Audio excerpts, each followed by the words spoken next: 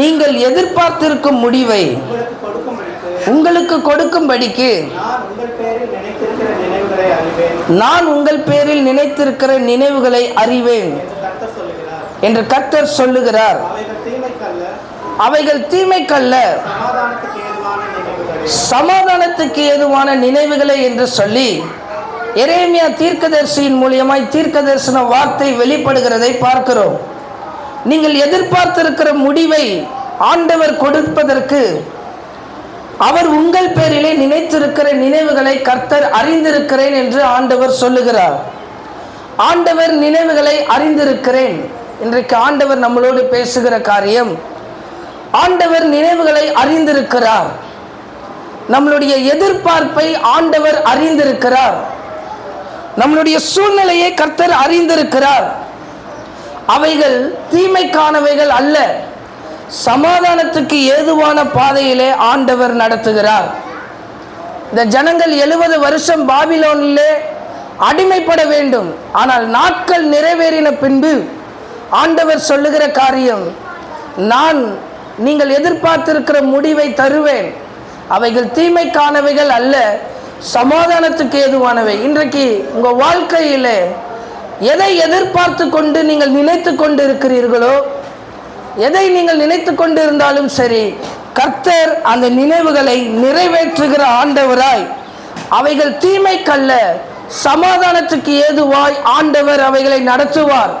ஆனால் கர்த்தருடைய பாதை சிறையிருப்பில் இருக்க வேண்டும் என்று சொல்லி அதற்கு முன்பாக வசனம் சொல்லுகிறது. இந்த வழியிலே தான் நான் நடத்துவேன், முள்ளுள்ள வழியிலே தான் நான் நடத்துவேன், தேவைகள் அதிகமாக இருக்கிற இடத்துல தான் உன்னை நடத்துவேன், கஷ்டமான பாதையில தான் நான் உன்னை நடத்துவேன். ஆனாலும் நான் சொல்லுகிறேன், நான் உன் நினைவுகளை அறிந்து உன் எதிர்பார்ப்பு இருக்கிற முடிவை நான் உனக்கு தருவேன். ஆனால் கடந்து போகிற பாதை கடினமாய்தான் இருக்கும். பாபிலோன்ல சிறையாய்தான் இருக்க வேண்டும். தேவைகள் நமக்கு அதிகமாக இருக்கதான் செய்யும். போராட்டங்கள் இருக்கும், அரசியல் இருக்கும், எல்லா இடத்திலும் வளர விடாதபடி அரசியல்கள் இருக்கும். ஆரம்ப நாட்களில் ஊழியத்தில் வந்த பிறகு நிறைய அரசியலை பார்த்தேன். ஊழியத்தில் ரொம்ப சோர்ந்து போய் உட்கார்ந்து விட்டேன். ஒரு கட்டத்துக்கு பிறகுதான் தெரிந்தது, கர்த்தர் எனக்கு அதற்காகவே தனியாய் ஜெபித்தேன். இப்படி அரசியல் ஊழியத்தில் இருக்கும் பொழுது எப்படி வளர முடியும், ஆண்டவரை எப்படி ஊழியத்தை செய்ய முடியும் என்று மிகவும் உடைந்து போனேன். கர்த்தர் எனக்கு இடைப்பட்டார். அரசியலை மாற்ற முடியாது. எல்லா இடத்திலும் அரசியல் இருக்கும். உங்கள் வேலை ஸ்தலத்தில் அரசியல் இருக்கும். நீங்கள் எந்த இடத்திற்கு போனாலும் அரசியல் இருக்கும். பரலோகத்தில் அரசியல் இருந்தது. அதனால தான் லூசிஃபரை கீழே அரசியல், அங்கேயும் பாலிடிக்ஸ் பண்ணி தான் லூசிஃபர் கீழே வந்தான், சாத்தான் விழுந்து போனான். இயேசு இருக்கும் பொழுது சீசர்களிடத்தில் அரசியல் இருந்தது. சீசர்களிடத்திலும் அரசியல் காணப்பட்டது. எவன் பெரியவனாய் இருப்பான், சிலர் ரெக்கமெண்டுக்கு தன் தாயாரை எல்லாம் கூட்டிக் கொண்டு வந்தார்கள். இப்படி அங்கேயும் அரசியல் இருந்தது.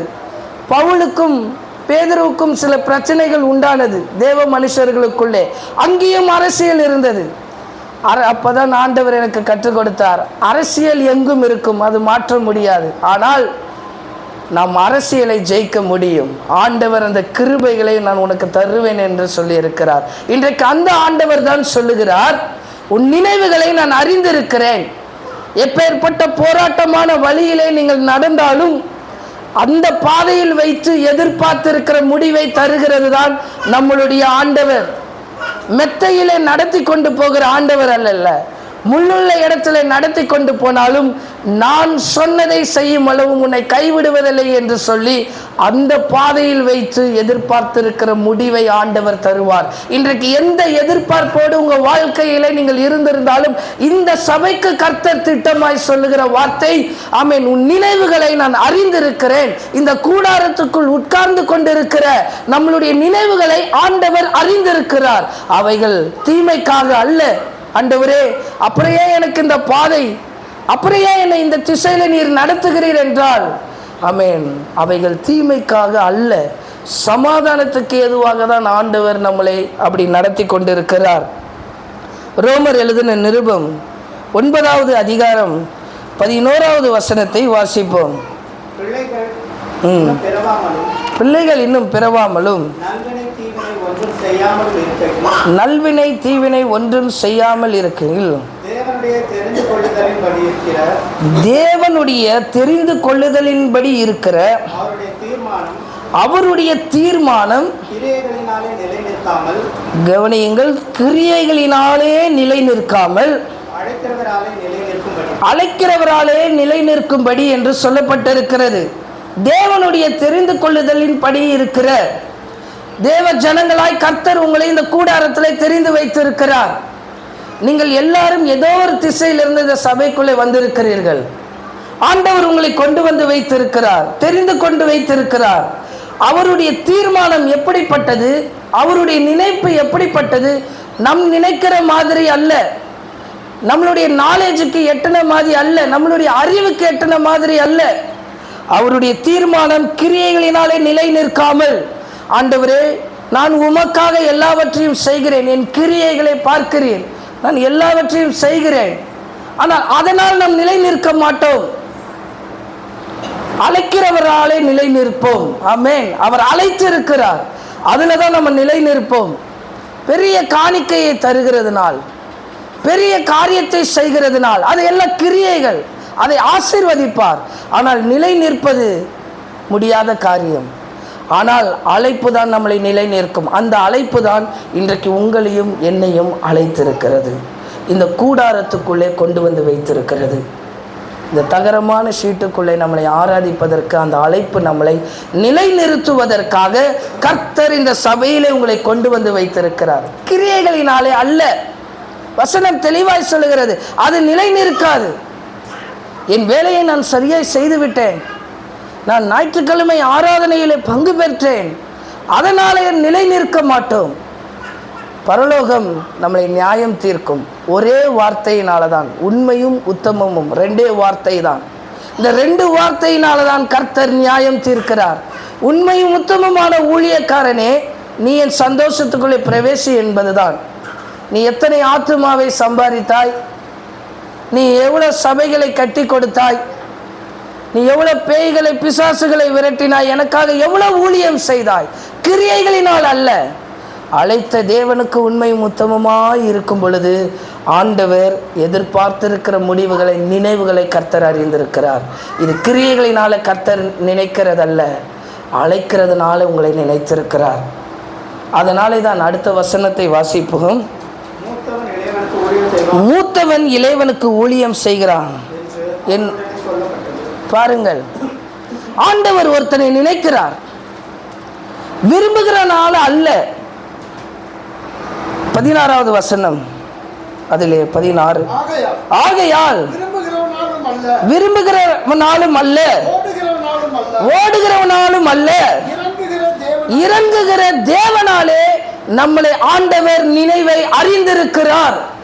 நாம் ஓடுகிறோம், அதனால அல்ல. நாம் விரும்பி காரியத்தை செய்கிறோம், அதனால அல்ல. இரக்கத்தை கொடுக்கிற தேவனாலே தான். அது வசனத்தை வாசித்தோம் அல்லவா? மூத்தவன் இளையவனுக்கு ஊழியம் செய்ய வேண்டும். உலகத்தின் வழக்கத்தின்படி, யூதர்களின் வழக்கத்தின்படி மூத்தவனுக்கு தான் ஆசீர்வாதம், மூத்தவனுக்கு தான் தலைமைத்துவம், மூத்தவனுக்கு தான் கர்த்தர் எல்லாவற்றையும் கொடுக்கிறவராய் இருக்கிறார். அதுதான் வழக்கம்.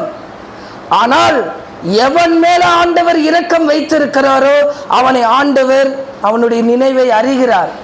நியாயப்படி ஏசாவுக்கு தான் அந்த காரியம் உண்டாயிருக்க வேண்டும், ஏசாவுக்கு தான் அந்த ஆசீர்வாதம் உண்டாயிருக்க வேண்டும். ஆனால் ஆண்டவருடைய நினைவு யாக்கோபின் மேல இருந்தது, இளையவன் மேல இருந்தது. நாம் நினைப்போம் மூத்தவனுக்கு தானே இருக்க வேண்டும், ஆனால் விரும்புகிறவனால அல்ல, ஓடுகிறவனால அல்ல. எவ்வளவோ ஓடுகிறான், எவ்வளவோ பிரயாசப்படுகிறான், காட்டிலும் மேட்டிலும் ஏசா உழைக்கிறான். யாக்கோபு வீட்டில் தங்கியிருந்தவன், கூடாரவாசி. ஆனால் ஓடினவனாலும் அல்ல, இறங்குகிற தேவன். ஓடுகிறவன் மேல ஆண்டவர் இரக்கத்தை வைக்கவில்லை, அந்த கூடாரவாசியின் மேல இரக்கத்தை வைத்தார். அவன் ஒரு எத்தன், ஏமாற்றுபவன் என்று பொருள். அவன் மேல ஆண்டவர் இரக்கம் வைத்திருக்கிறார். இன்றைக்கு அதே இரக்கம் நமக்கு ஆண்டவர் தரணும். ஆண்டவரே, எங்கள் மேலே இரக்கமாக இருங்கன்னு கேட்போம். எது ஆசீர்வாதம்? ஆண்டவர் நம்ம மேலே இரக்கமாக இருக்கிறது தான் ஆசீர்வாதம்.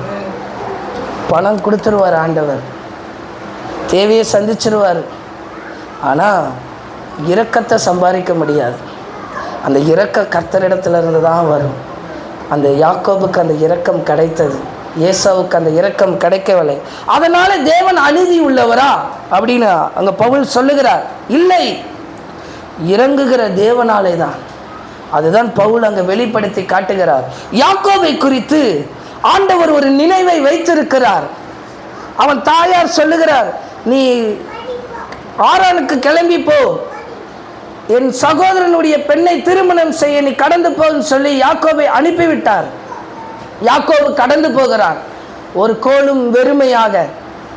ஏசா ரொம்ப அழகாய் எல்லா காரியத்தையும் நேர்த்தியாய் செய்கிறவனாம். அவன் வன சஞ்சாரி என்று சொல்லப்படுகிறது. எல்லா தொழிலும் செய்கிறதற்கு நேர்த்தி படைத்தவன், கைகளிலே திறமை படைத்தவன். அவ்வளோ திறமை வாய்ந்தவனுக்கு ஆண்டவருடைய இரக்கம் கிடைக்கவில்லை. ஆண்டவர் எவன் மேலே நினைப்பை வைத்திருக்கிறார்? யாக்கோபின் மேலதான் அந்த நினைப்பை வைத்திருக்கிறார். இன்றைக்கு கர்த்தர் இந்த கூடாரத்தின் மேல ஒரு சின்ன இடத்துல நாம் வாசம் பண்ணி கொண்டிருக்கிறோம். நம்ம மேல ஆண்டவர் அந்த நினைவை வைத்திருக்கிறார். எதிர்பார்த்திருக்கிற முடிவை கொடுக்கும்படி யாக்கோபு என்னை எதிர்பார்த்து கொண்டு போனான். ஒரு பெண்ணை திருமணம் பண்ண வேண்டும், அவர்களுடைய மாமாவை சந்திக்க வேண்டும். அதுதான் அவனுடைய பெரிய எதிர்பார்ப்பு. ஆனால் கர்த்தர் அவனுக்கு தரிசனமாகிறார். அப்படி ஒன்றுமே நோக்கம் இல்லாமல், ஆண்டவரே இன்னைக்கு என் வாழ்க்கையில் நான் என்ன எதிர்பார்த்து கொண்டிருக்கிறேன்? யாக்கோபு பெண் கொள்வதற்காக ஒரு கோலோடு போனவன், பெரிய ஆசீர்வாதத்தோடு கடந்து போனவன் அல்ல. அவன் பெயரை ஆண்டவர் மாற்றுகிறார். ஒருவனை ஆசீர்வதிக்க ஆண்டவர் விரும்பிவிட்டால், ஒருவனுடைய நினைவை ஆண்டவர் அறிந்திருக்கிறார் என்றால், அவன் பேரிலே ஆண்டவர் எதிர்பார்க்கிற முடிவை அவனுக்கு கொடுக்க வேண்டும் என்று கர்த்தர் விரும்பினால் அவனை ஆண்டவர் மாற்றுகிறார். இனி உன் பேரு யாக்கோபு என்று இருக்காது, இஸ்ரவேல் என்று சொல்லப்படும் என்று ஆண்டவர் சொல்லுகிறார். பேரை மாற்றுகிறார், வாழ்க்கையை மாற்றுகிறார், தரிசனத்தை மாற்றுகிறார். உங்க வாழ்க்கையில இருக்கிற எல்லா காரியத்தை கர்த்தர் மாற்றுகிறார். ஒருவனை அவன் தெரிந்து வைத்து நினைப்பை அவன் மேல வைத்ததற்காக யாக்கோபை குறித்து நினைத்திருக்கிறார். ஆதியாகமம் 28வது அதிகாரம் அவன் 13வது வசனத்திலிருந்து வாசிப்போம். அதற்கு மேலாக கர்த்தர் நின்று, நான் உன் தகப்பனாகிய ஆபிரகாமின் தேவனும் ஈசாக்கின் தேவனுமாகிய கர்த்தர், நீ படுத்திருக்கிற பூமியை உனக்கும் உன் சந்ததிக்கும் தருவேன் என்று அந்த இடத்துல ஆண்டவர் அவனை குறித்து ஒரு நினைப்பை வைத்து அவனுக்கு தரிசனமாகிறார். அவன் படுத்து தூங்கி கொண்டிருந்தவன், இன்னும் வழியை கண்டுபிடிக்கவில்லை. அவனுக்கு எதிர்பார்க்கிற முடிவு என்ன? அங்கே போய் திருமணம் பண்ணணும், அவ்வளோதான் அவனுடைய நோக்கம். ஆனால் அவனுக்கு ஆண்டவர் தரிசனமாகி சொல்லுகிறார், நான் உன் தகப்பனாகி ஆபிரகாமின் ஈசாக்கின் தேவனுமாய் இருக்கிற கர்த்தர், நீ படுத்திருக்கிற பூமியை, இந்த தேசத்தை உனக்கும் உன் சந்ததிக்கும் தருவேன் என்று ஆண்டவர் அவனுக்கு வாக்கு கொடுக்கிறார். இது நியாயமா? வனசஞ்சாரியாய் உழைத்து கொண்டிருக்கிறான் ஏசா, அவனுக்கு அந்த ஆசீர்வாதத்தை தரவில்லை. ஆனால் இவன் படுத்து கொண்டு திருமணத்துக்கு பொண்ணு பார்க்க போகிறவனுக்கு ஆண்டவர் தரிசனமாகி ஆண்டவர் இரக்கம் வைத்திருக்கிறார். இந்த இரக்கம்தான் இன்றைக்கு நம்ம வாழ்க்கையில் ஆண்டவர் வைத்திருக்கிறார். இந்த கூடாரத்துக்குள்ளே ஆண்டவர் இந்த நினைவை தான் ஆண்டவர் வைத்திருக்கிறார். இந்த நீங்கள் படுத்திருக்கிற, நீங்கள் உட்கார்ந்திருக்கிற இந்த பூமியை, இந்த தேசத்தை, இந்த சபையை உனக்கும் உன் சந்ததிக்கும் தருவேன் என்று ஆண்டவர் சொல்லுகிறார். ஆமென். நாம் எல்லாம் எங்கேயோ இருந்தவர்கள், ஆனால் கர்த்தர் நம்மளை இங்கே கொண்டு வந்து வைத்திருக்கிறார். இந்த தேசத்தை உனக்கும் உன் சந்ததிக்கும் தருவேன். அடுத்த வசனம், உன் சந்ததி பூமியின் தூளை போல் இருக்கும். நீ மேற்கையும் கிழக்கையும் வடக்கையும் தெற்கையும் பரம்புவாய் என்று சொல்லப்பட்டிருக்கிறது. நாம் பரம்புவோம். இந்த சபை பரம்பி விரியும். மேற்கிலும் கிழக்கிலும் வடக்கிலும் தெற்கிலும் இந்த சபையையும் நம்மளையும் ஆண்டவர் அவன் பரம்ப வைப்பார். இந்த இடம் ஆசீர்வதிக்கப்படும். எத்தனை பேர் அதை விசுவாசிக்கிறீங்க? இந்த இடம் பெரிதானால், ஆமென், எனக்கு லாபம் எதுவும் இல்லை, ஆனால் இந்த இடத்துல இருக்கிற நமக்கு அது லாபம் இருக்கிறது. ஆமென். நீங்கள் நினைத்து விடக்கூடாது. இது சர்ச்சு பெருகிறதுனால பாஸ்டர் பெரிய ஆளாக ஆகிட்டாருங்களே. இன்றைக்கி இப்படி இருக்கிறேன், நாளைக்கு வளர்ந்த பிறகு கோட்டு போடுவேன், நாளைக்கு அப்புறம் பாஸ்டர் மாறிட்டாருன்னு சொல்லக்கூடாது. இன்றைக்கி 2 வீலரில் போகிறேன், நாளைக்கு ஒரு 4 வீலரில் போகலாம், ஆண்டவர் கிருபை வச்சா. பாஸ்டர் மாறிட்டாருன்னு சொல்லக்கூடாது. ஆண்டவர் நம்மளை பெருக வைத்து ஆசீர்வதிக்கிறார். இந்த இடத்தை ஆண்டவர் அதை நினைப்பை வைத்திருக்கிறார். அதற்கு தான் இதை நான் சொல்லுகிறேன். யாக்கோபை குறித்து ஆண்டவர் ஒரு நினைவை வைத்திருக்கிறார். இன்றைக்கி இந்த சபையை குறித்து ஒரு நினைவை வைத்திருக்கிறார். உங்களை குறித்து ஒரு நினைவை வைத்திருக்கிறார். அதை தான் உங்களுக்கு சொல்லுகிறேன். 15வது வசனம் வாசிப்போம். நான் உன்னோட இருந்து நீ போகிற இடத்தெல்லாம் உன்னை காத்து இந்த தேசத்துக்கு உன்னை திரும்பி வர பண்ணுவேன். நான் உனக்கு சொன்னதை செய்யும் அளவும் ஆமென் உன்னை கைவிடுவதில்லை. நீங்கள் எந்த திசையிலே போனாலும் ஆண்டவர் இந்த தேசத்திற்கு உங்களை கொண்டு வருவார். ஆமென். நான் அதை விசுவாசிக்கிறேன். ஆண்டவர் அதை தான் நினைப்பாய் வைத்திருக்கிறார். இங்கே வைத்து சொன்னதை செய்யும் அளவும் கர்த்தர் கைவிட மாட்டார். இன்றைக்கு வந்திருக்கிற உட்கார்ந்திருக்கிற ஒவ்வொருவரின் பேரிலும் ஆண்டவர் நினைவை வைத்து சொன்னதை செய்கிற அளவு கர்த்தர் கைவிட மாட்டார். ஆமென். அதுதான் நம்மளுடைய ஆண்டவர் எதிர்பார்த்திருக்கிற முடிவுகள். ஆமென். அவருடைய தீர்மானம் நாம் செய்கிற கிரியைகளினால் அல்ல. ஆமென். அழைத்திருக்கிறதினால யாக்கோபை அழைத்து நினைத்தார் ஆண்டவர், இந்த தேசத்துக்கு உன்னை திரும்பி வர பண்ணி சொன்னதை செய்யும் அளவும் நான் கைவிட மாட்டேன். இந்த கூடாரத்தின் மேலே வைத்திருக்கிற நினைவுகள் பெரியது. கர்த்தர் இந்த கூடாரத்தின் மேலே உங்கள் மேலே வைத்திருக்கிற நினைவுகள் பெரியது. அவைகள் தீமைக்கானவைகள் அல்ல, சமாதானத்துக்கு ஏதுவானவைகள். ஆண்டவர் அந்த கூடாரத்துக்குள்ளே உங்களை கொண்டு வந்து வைத்திருக்கிறார். ஆண்டவரே, இதை நீங்கள் விசுவாசியுங்கள், சொன்னதை எனக்கு செய்யும் வரை என்னை கைவிட மாட்டீரப்பா. ஆமென். அதை நீங்கள் முழுமனதாய் விசுவாசியுங்கள்.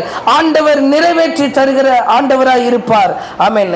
அடுத்த வசனத்தை வாசித்தால், யாக்கோபு நித்திரை தெளிந்து விழித்த பொழுது மெய்யாகவே கர்த்தர் இந்த ஸ்தலத்தில் இருக்கிறார். ஹல்லேலூயா. இந்த இடத்துல மெய்யாகவே ஆண்டவர் வாசம் பண்ணுகிறார். இந்த கூடாரத்துக்குள்ளே மெய்யாகவே கர்த்தர் வாசம் பண்ணி கொண்டு இருக்கிறார். இதையும் நீங்கள் விசுவாசியுங்கள். இதை நான் அறியாதிருக்கிறேன் என்றான் யாக்கோபு. இன்றைக்கு யாக்கோபை குறித்து நினைவை வைத்த ஆண்டவர் உங்களை குறித்தும் அந்த நினைவை வைத்திருக்கிறார். மெய்யாகவே இந்த ஸ்தலத்தில் ஆண்டவர் வாசம் பண்ணுகிறார். ஆமென். எங்களுடைய திறமைகளினாலே நடத்தப்படவில்லை, கர்த்தர் இந்த ஸ்தலத்தில் இருக்கிறதுனால் அவர் நடத்துகிறார். ஆமென். ஒரு நாள் சபையை பூட்டி விட்டு போகிறதுக்கு வந்தேன். திடீர்னு யாரோ ஒருவர் இந்த இடத்துல இருக்கிற மாதிரியே இருந்து ரொம்ப பயந்து நடுங்கினேன். யாருமே இல்லை, நான் தான் ஜெபம் பண்ணிட்டு கடந்து போனேன். ஆனால் யாரோ இருக்கிற மாதிரி ஒரு உணர்வை இருந்தது. என் மனைவி ஒரு நாள் சொன்னாங்க, பூட்டிட்டு லைட் ஆஃப் பண்ணிட்டு எடுத்துகிட்டு வரும் பொழுது ஓடி வந்தேன். ஏன்னு கேட்டால், இல்லை யாரோ இருக்கிற மாதிரி இருக்குது. யாரோ இல்லை, மெய்யாகவுமே இந்த ஸ்தலத்தில் கர்த்தர் இருக்கிறார். அதனால் உங்கள் நினைவுகளை கர்த்தரிடத்தில் தெரியப்படுத்துங்கள். உங்கள் கிரியைகளினால் அல்ல, உங்களை அழைத்திருக்கிற அழைப்பு இந்த சபையில் ஆண்டவர் சொன்னதை செய்வார். ஆமென். உன் நினைப்பு ஆண்டவர் நிறைவேற்றுவார். அவைகள் தீமைக்காக அல்ல, சமாதானத்துக்கு ஏதுவாய் ஆண்டவர் நடத்துகிற ஆண்டவராக இருப்பார். அவன் அடுத்த வசனம், அவன் பயந்து இந்த ஸ்தலம் எவ்வளவு பயங்கரமாக இருக்கிறது, இது தேவனுடைய வீடே இல்லாமல் வேறே அல்ல, இது வானத்தினுடைய வாசல். உண்மையாகவே ஆண்டவர் இந்த ஸ்தலத்தில் இருக்கிறார். இது தேவனுடைய வீடாக இருக்கிறது. இது தேவனுடைய வீடாக இருக்கிறதுனால தான் இந்த இடத்துல எல்லா தேவைகள், சபையின் தேவைகளை கர்த்தர் சந்திக்கிறார். இது என்னுடைய வீடா, என்னுடைய பிரயாசத்தினால, என்னுடைய கிரியைகளினாலே நான் செய்வேன் என்றால் ஒரு துளி ஸ்குருவை கூட என்னால் வாங்க முடியாது. ஆமென். நான் அந்த ஒரு ஸ்குரு வாங்கிறதுக்கு எல்லார்கிட்டையும் வந்து நின்றிருப்பேன். இது தேவனுடைய வீடாக இருக்க போகிறதுனால தான் கர்த்தர் யாரை எப்படி கொண்டு வருகிறார், எப்படி இந்த இடத்தை ஆசீர்வதிக்கிறார், எவ்வளோ காரியத்தை ஆண்டவர் சந்திக்கிறதை பார்க்க முடிகிறது. இது ஏல் பெத்தலாய் இருக்கிறது, வானத்தின் வாசலாய் இது இருக்கிறதை பார்க்கிறோம். ஆண்டவர் அதுவரைக்கும் யாக்கோபு இருந்த இடம் லூஸ், இதற்கப்புறம் மாறினது. இந்த இடத்தின் பெயர் அவன் வைக்கிறான் பெத்தேல். இதுவரைக்கும் இந்த இடத்துக்கு முன்பாக இருந்த பெயர் லூஸ். இன்றைக்கு இந்த லூஸாக இருக்கிறது பெத்தலாய் மாறுகிறது. ஆமென். கவனித்து பார்த்தீர்களா? ஆமென். இந்த இடம் ரொம்ப வருஷமாக கெட்டப்படாமல் பாதியிலே நின்றது. இந்த பாஸ்டர் லூஸான்னு கேட்டாங்க. என்ன இல்லை, இந்த கெட்டின பாஸ்டர் எதுக்கு அதுக்குள்ளே இடங்க வாங்கி வைக்கணும், அங்கே போய் ஏன் இடம் வாங்கணும் அப்படின்னு பாஸ்டரை சத்தம் போட்டாங்க. அது லூஸாக இருந்த இடம், ஏதோ செவுரு கிடையாது, உள்ள மரம் வளர்ந்து கிடக்கும், அசுத்தமான இடம், உள்ளே வர முடியாது. லூஸாக இருந்த இடத்த ஆண்டவர் இன்னைக்கு பெத்தேலாய் ஆராதிக்கிற ஸ்தலமாய் மாற்றியிருக்கிறார். ஆமென். இதையே ஆண்டவர் மாற்ற முடியும் என்றால் நம்ம வாழ்க்கையில் ஆண்டவர் நினைத்திருக்கிற நினைவுகளை கர்த்தர் எவ்வளவாய் நிறைவேற்ற முடியும். நீங்கள் இந்த ஸ்தலத்தில் அதை விசுவாசியுங்கள். மெய்யாகவே ஆண்டவர் இந்த இடத்திலே வாசம் பண்ணுகிறார். ஒரு எத்தனை ஆண்டவர் மாற்ற முடியும் என்றால், ஒரு ஏமாற்றுக்காரனுக்கு ஆண்டவர் நினைவை வைத்து அவனுக்கு வாக்குத்தத்தம் பண்ணி தகப்பன் தேசத்துக்கு திரும்பி வர வைக்க முடியும் என்றால், இன்றைக்கு ஆண்டவர் இந்த இடத்தையும் மாற்றி உங்கள் பேரில் வைத்திருக்கிற நினைவுகளை, அவர் எதிர்பார்த்திருக்கிற முடிவுகளை நமக்கு சமாதானமாய் ஆண்டவர் தருவார். ஆமென். நீங்கள் எதிர்பார்த்திருக்கிற முடிவுகளை கர்த்தர் கொடுப்பார். இவன் ரொம்ப பயந்து நடுங்கினான். ஆசீர்வாதத்தை பெற்றுக்கொண்டான், எல்லாவற்றையும் பெற்றுக்கொண்டான். இரு பரிவாரங்களோடு திரும்பி வருகிறான்.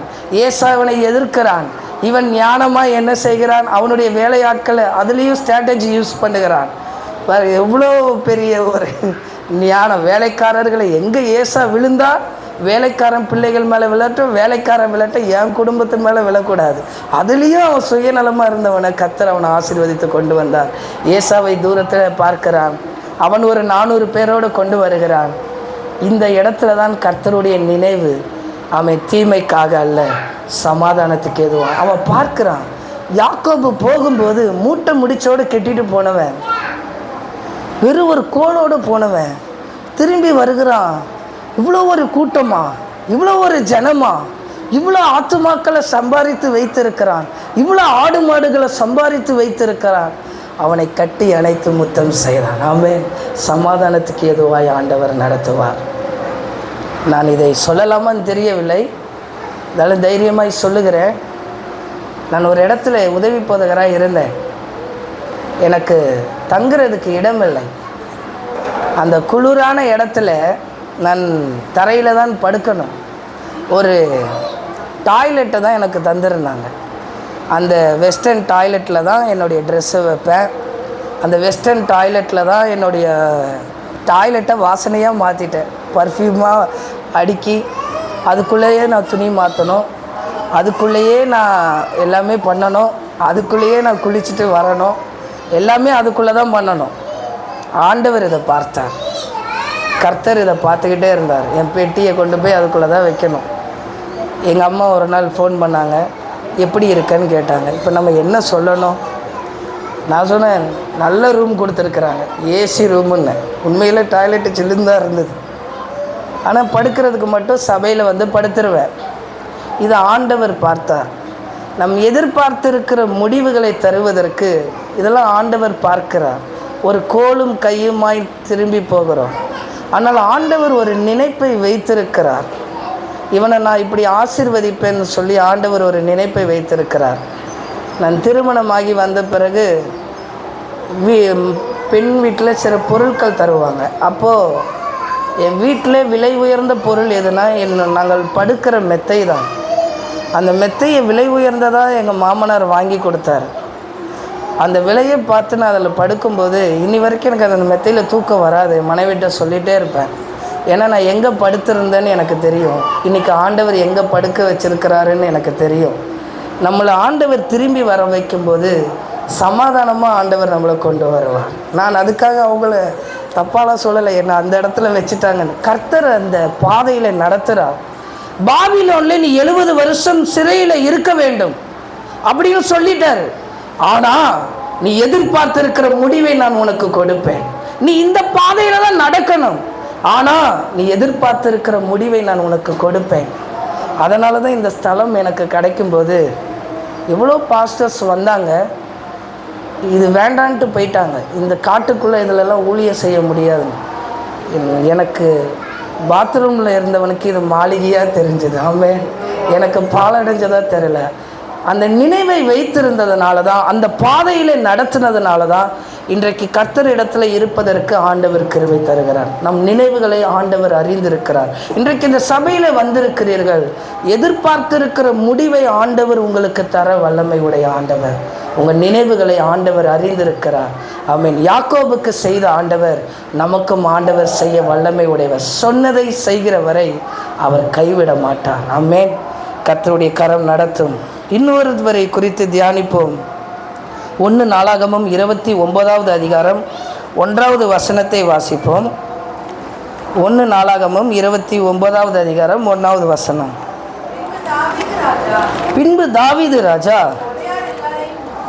சபையார் எல்லாரையும் நோக்கி, தேவன் தெரிந்து கொண்ட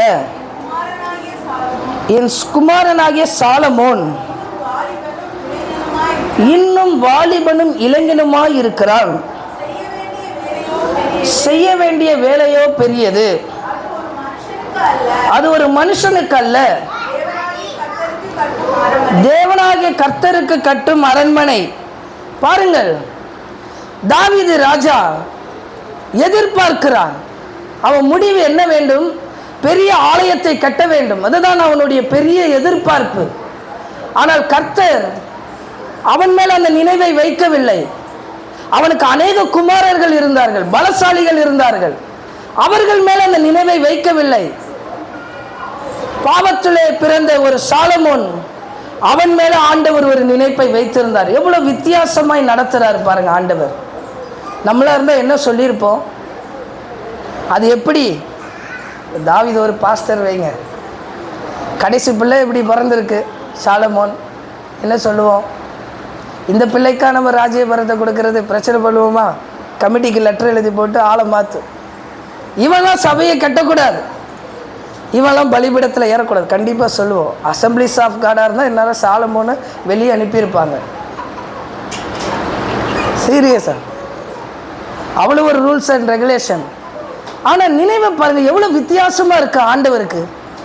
ஒருத்தனுக்கு ஏமாத்துறவனுக்கு ஆசீர்வாதத்தை குறித்து பெருக பண்ணுகிறார். இன்னொருத்தன் எப்படி இருக்கிறான் என்று பாருங்கள். தேவன் தெரிந்து கொண்ட என் குமாரனாகிய சாலமோன். ஜனங்கள் தெரிந்து கொள்ளவில்லை சாலமோனை. ஏன்னா பத்சேபாளை குறித்து தவறான அவப்பெயர் இருந்தது, தாவீதுக்கு தவறான அவப்பெயர் இருந்தது. அவனிடத்தில் பிறந்த சாலமோனை ஆண்டவர் நினைக்கிறார். இப்படி தான் ஆண்டவர் நம்மளையும் நினைக்கிறார். நம்ம நினைக்கிறோம், என்ன போய் ஆண்டவர் நினைத்து பார்ப்பார்? இந்த கூடாரத்துக்குள் உட்கார்ந்து இருக்கிறீர்களே, உங்களை தான் ஆண்டவர் நினைக்கிறார். ஆமென். இந்த சாலமோனை தேவன் தெரிந்து கொண்டார், உங்களை ஆண்டவர் தெரிந்து கொண்டார். என் குமாரன் ஆகிய சாலமோன் இன்னும் வாலிபனும் இளைஞனுமாய் இருக்கிறான். அப்படி என்றால் பெரிய அனுபவம் இல்லை, ஒரு அனுபவம் இருக்காது. ஒரு பெரிய சபையில் இடையில ஒரு பாஸ்டர் அசம்பிளி சாப்புகளில் இறந்துட்டார். அந்த சபையில் கொஞ்சம் கூட்டம் வர சபை. எல்லோரும் என்ன கேட்டாங்க தெரியுமா? இறந்த பாஸ்டரை இன்னும் அடக்கம் பண்ணல, அடுத்து இந்த சபைக்கு யாரை போட போகிறீங்க? சபை எப்படி பிடிக்கிறது? ஏன்னா சபையில் நல்ல ஆட்கள் வர்றதுனால அனுபவம் உள்ள ஒரு ஆளை போடணும். யாராவது அனுபவம் உள்ள ஒரு ஆள் இருக்கிறாங்களா? ஒரு சபையை கட்டணும், ஒரு திட்டம் இருக்கிறது, அனுபவம் உள்ள ஒரு ஆள் இருக்கிறார்களா? அப்படிதான் நினைப்போம். ஆனால் ஆண்டவருடைய நினைவு, அவன் இளைஞனும் வாலிபனுமாய் இருக்கிறான், அவனை தான் ஆண்டவர் தெரிந்து கொண்டார். அனுபவம் இல்லை, எக்ஸ்பீரியன்ஸ் கிடையாது, பெரிய பிரசங்கியாளர் கிடையாது, பெரிய ஆராதனை வீரன் கிடையாது. ஆனால் ஆண்டவர் அவனை தான் தெரிந்து வைத்திருக்கிறார். ஆமென். மொத்த ஜனமும் பார்க்கிற இடத்துல தாவீது சொல்லுகிறான், தேவன் தெரிந்து கொண்ட பாத்திரம், இளைஞனும் வாலிபனுமாய் இருக்கிறான், செய்ய வேண்டிய வேலை பெரியது. இன்றைக்கு இந்த சபையிலே நாம் செய்ய வேண்டிய வேலை பெரியது. ஆமென். இந்த சபைக்காக நாம் இணைந்து செய்ய வேண்டிய வேலை பெரியது. நீங்கள் எனக்கு வேலை செய்யலை, அதை நினச்சிக்கோங்க. நீங்கள் எனக்கு வேலை செய்யலை, சபைக்கு, தேவனுடைய சபைக்கு வேலை செய்கிறவர்களாக இருக்கிறோம். செய்ய வேண்டிய வேலை அனுபவம் கம்மி தான். பல நேரத்தில் நான் ஆண்டவருடைய சமூகத்தில் ஜெபிக்கும்போது நான் அழுது கேட்பேன், இவ்வளோ அனுபவம் உள்ளவங்க எல்லாருமே, எனக்கு முன்பாக ரட்சிக்கப்பட்டவங்க, சத்தியத்தை அறிந்தவங்க, இவ்வளோ பேர் ஆண்டவர் எனக்கு தந்திருக்கிறீங்க, நான் எப்படி இவர்களை வழி நடத்துவேன்? எப்படி பேச்சை கேட்குறாங்க, என்ன ஒரு காரியத்தில் கேட்குறாங்கன்னு ஆச்சரியமாக இருக்கும். அப்போது ஆண்டவர் ஒரு நினைவை வைத்திருக்கிறார். நமக்கு தான் எக்ஸ்பீரியன்ஸ், நமக்கு தான் அனுபவம். ஆனால் கர்த்தர் ஒருத்தனை நினைப்பை வைத்திருக்கிறார். செய்ய வேண்டிய வேலை பெரியது. இந்த சபை இன்னும் ஆசீர்வதிக்கப்படும், நம் சந்ததி பிள்ளைகள் இன்னும் ஆசீர்வதிக்கப்படுவார்கள். அதற்கு தான் சொன்னேன், இந்த பிள்ளைகளை இப்போவே நம்ம ஆவிக்குரிய ரீதியில் வளரணும். இந்த சபையை பாருங்கள், தமிழ்ச்செல்விக்கு தெரியும், ஆரம்ப நிலையில் தமிழ்ச்செல்வி மட்டும்தான், அங்கங்கே நகர முடியாது. ஏன்னா அவ்வளோதான் பார்த்து பிரசங்கம் பண்ணணும், எங்கேயும் எந்திரிக்க போக முடியாது. ஆனால் ஆண்டவர் ஆட்களை சந்திக்க வைக்கிறார், கொடுத்துக்கிட்டே இருக்கிறார், ஜனங்கள் வந்து கொண்டே இருக்கிறார்கள். இன்றைக்கு பலர் வரலை, போய் விசாரிக்கணும், இப்படி தந்துட்டே இருக்கிறார், கூட்டு சேர்த்து கொண்டே இருக்கிறார். ஆமென். வேலை பெரியதாய் கர்த்தர் நம்மளுக்கு தந்திருக்கிறார். இது மனுஷனுக்கு அல்ல, வசனம் சொல்லுகிறது, ஸ்தாபனத்துக்கு அல்ல, பாஸ்டருக்கு அல்ல. இந்த வேலை தேவனாகிய கர்த்தருக்கு கட்டும் அரண்மனை. இதை அரண்மனையாய் கட்ட வேண்டும் என்று சொல்லவில்லை. ஆமென். தேவன் இருக்கிற ஒரு இடம். நமக்கு இந்த கூடாரமே போதுனாலும் பரவாயில்ல, நமக்கு என்ன ஆனாலும் சரி. மழை பாருங்கள், மழை பெஞ்சாலும் நமக்கு கஷ்டம், பனி பெஞ்சாலும் கஷ்டம், எல்லா கால சூழ்நிலையும் நமக்கு கஷ்டமாக தான் இருக்கிறது. ஆனாலும் கர்த்தர் இந்த வேலையை பெரிதாய் வைத்து நம்ம பேரில் நினைப்பை வைத்து கர்த்தர் நம்மளை கொண்டு வந்திருக்கிறார். நான் ஒவ்வொரு குடும்பத்தையும் சந்தித்து விசாரித்திருக்கிறேன். ஒவ்வொருவருடைய குடும்பத்தினர் இருக்கிற இடத்துலேருந்து வந்த வாயிலிருந்து வந்த தீர்க்க தரிசன வார்த்தையை நான் கேட்டிருக்கிறேன். இந்த சபைக்கு ஆட்களை கொடுப்பாரு பாஸ்டர், இந்த சபை வளரும் பாஸ்டர், ஜனங்க வருவாங்க பாஸ்டர், எல்லாருமே சொல்லியிருக்கிறீங்க, ஒருத்தர் விடாமல். ஆமென். கர்த்தர் அப்படி தான் கூட்டி சேர்த்து கொண்டே இருக்கிறார். இன்னும் நமக்கு இடங்கள்லாம் இருக்குது. சமீபத்தில் ஒரு கொட்டாய் போடணும், இந்த பிள்ளைகளுக்கு ஆராதனை நடத்தணும்னு சொல்லி கொட்டாய்க்காரர்கிட்ட கேட்டேன்.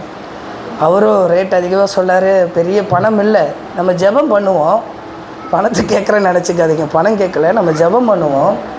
நான் ஒரு 5 அடி தான் இங்கே இருக்குதுன்னு நினச்சிட்டு இருந்தேன். அப்புறம் எங்கள் பாஸ்டரை கூப்பிட்டு விசாரிக்கும் போது தான் சொன்னாங்க, ஒரு 15 அடி நமக்கு பக்கத்தில் இருக்குது. அப்போ இன்னும் ஒரு 15 அடிக்கு இருக்கும் பொழுது நம்ம ஒரு ரூம் போட்டு இந்த பிள்ளைகளை அங்கே ஆராதனை நடத்தலாம், இந்த பிள்ளைகளை இப்போவே நடத்தலாம். நம்மளுடைய வேலைகள் பெரியதாக இருக்கிறது. நீங்கள் உண்மையாக சொல்லுகிறேன், நீங்கள் என்னை தவறாக நினச்சிக்காதீங்க. நம்ம இந்த நிலங்களை எல்லாம் வாங்க ஆண்டவர் உதவி செய்வார். ஆமென். அதனால் உங்களை பணம் கொடுங்க நான் கேட்க போகிறதில்ல. வேலை பெரியது, இந்த வேலை மனுஷனுடையதல்ல, இது கர்த்தருடையது. கர்த்தரே நமக்கு வாய்க்க செய்வார். ஆமென். அல்லேலூயா. நிறைவேற்றுகிற ஆண்டவர் நம்ம பேரில் நினைவாய் வைத்திருக்கிறார். ஆரம்பத்தில் ஊழியத்தில் இதை நான் சொன்னேன்னு வைங்களேன், எல்லோரும் என்ன நினைப்பாங்க, இன்னும் ஆத்மாவே வரல, அதுக்குள்ளேயும் இடம் வாங்குகிறான். ஆனால் ஆண்டவர் பேசியிருக்கிறார். ஆண்டவர் என்கிட்ட இந்த காரியத்தை சொல்லும்போது நான் சொன்னேன், நான் இதெல்லாம் சொல்ல மாட்டேன், எல்லாம் பேச மாட்டேன் ஆண்டவரே. நான் ஆண்டவர் சொன்னார், இதுதான் செஞ்சு ஆகணும். பாஸ்டர் மோகன் 50 பேர் வந்துட்டாங்களாம் சபையில். 50 பேர் வந்தனால 300 பேருக்கு இடம் பார்த்தாராம். 50 பேர் வந்தால் ஒரு 100 பேர் இடம் பார்த்தா சரி, அவர் 300 பேருக்கு இடம் பார்த்தாராம்.